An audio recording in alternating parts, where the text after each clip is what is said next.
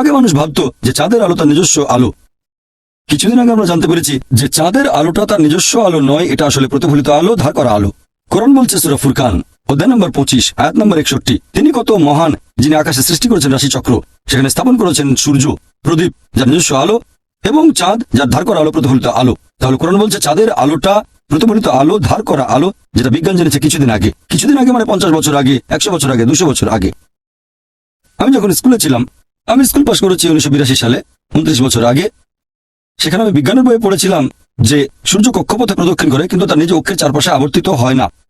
আর কোরআন বলছে সূরা আম্বিয়া অধ্যায় নম্বর 21 আয়াত নম্বর 33, হুয়াল্লাযী খালাকাল লাইলা ওয়ান নাহারা, আল্লাহ সৃষ্টি করেছেন রাত এবং দিন ওয়াশ-শামস ওয়াল কামার, এবং সূর্য ও চাঁদ, কুল্লুন ফি ফালাকি ইয়াসবাহুন। প্রত্যেকে নিজ কক্ষপথে নিজস্ব গতিতে বিচরণ করে। পবিত্র কোরআন বলছে সূর্য আর চাঁদ কক্ষপথে প্রদক্ষিণের পাশাপাশি তাদের নিজ অক্ষের চারপাশে আবর্তিত হয়। আর এখনকার দিনে মাত্র কয়েক দশক আগে বিজ্ঞানীরা জানতে পেরেছেন সূর্য আবর্তিত হয়, আনুমানিক 25 দিনে সূর্যের একটা আবর্তন সম্পূর্ণ হয়। এখন পৃথিবীর সব দেশের পাঠ্য বইতে এই কথাটা উল্লেখ করা থাকে।